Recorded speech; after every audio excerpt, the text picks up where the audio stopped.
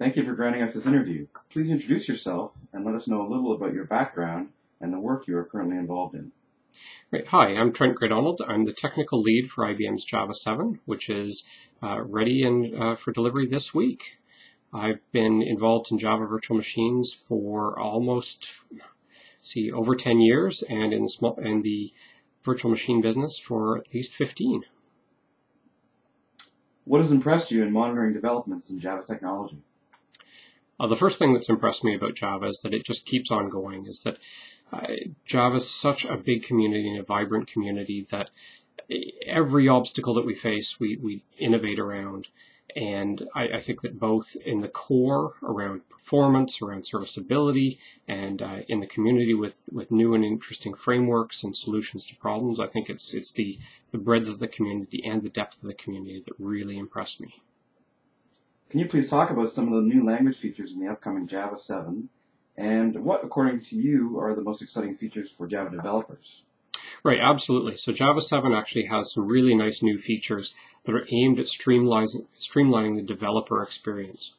So first we have what's called Project Coin, which is effectively a bunch of small changes to the language to really help with decreasing unnecessary keystrokes.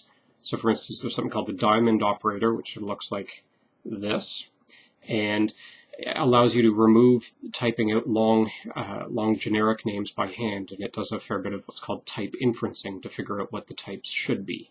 So that's a really neat one. And there's another one called automatic resource management, which is a really fancy try block that allows you to make sure that you don't leak resources at the end of a block, where effectively at the beginning you declare, I need the following resources, and then you use them, and it automatically cleans them up if there are any problems at any time. So it really reduces an incredible amount of boilerplate, and I've seen, say, 4 or 5 pages of JDBC code collapse down to approximately 1 page, if not less, and be more robust as a result as well. So I think that's one of the big exciting features I find. Now, that's sort of language. From a runtime perspective in Java 7, I think the really big interesting area is around the JSR 203 work, which is more new I/O for Java. So this is both asynchronous I/O, which is a way of doing I/O without blocking and is extremely effective with resource management. But there's also aspects to NIO2 that really help do directory traversals in a much more concise fashion than before, and direct file change notifications instead of doing clunky file pooling. It really allows you to do things much more elegantly.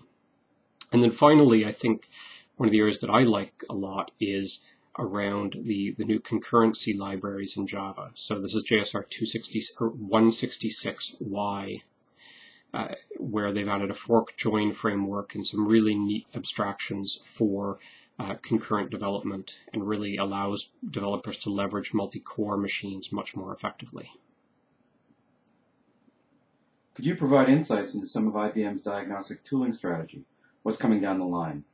Absolutely. So IBM's been very committed to developing better and better tools for Java over the last several years. So first off, you saw the Garbage Collection and Memory Visualizer, or GCMV for short, which has some great features around recommendations on garbage collection tuning behaviors.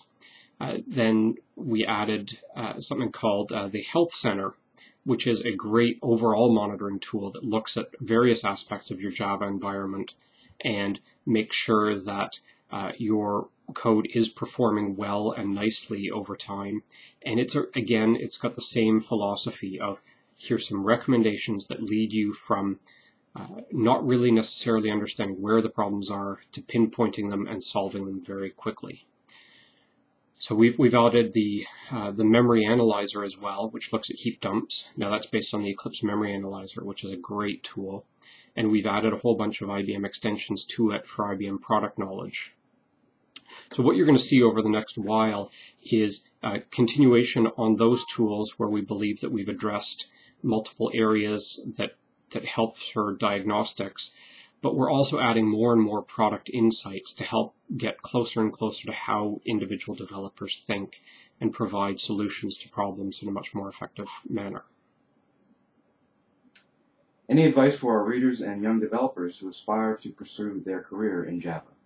Absolutely. So the first thing to do in any computer language, and Java is a great example here, is practice, practice, practice. You've got to be writing code. You've got to be pushing your boundaries. You've got to understand how the libraries work and understand the shortcuts through them. And repetition is a key here. So developing interesting toy little applications is a great example, but also pushing yourself in directions that you've never been in before. If you've never done any web programming in Java, just try it. Or if you want to see some of the XML stuff, or you want to look at I/O and explore some of the NIO2 stuff, the best way to learn is by doing. Reading the textbook is not going to get you the same experience in any way. So I recommend that highly. The other area is actually learning other languages and pushing yourself beyond the language that you think you need to know. Java's is the proud result of many years of language design from many different fields. So understanding some of the different programming paradigms, be it functional or object-oriented or just plain old procedural, I think there's a lot of things to learn from these different disciplines, and diversity is king. Great. Thank you very much.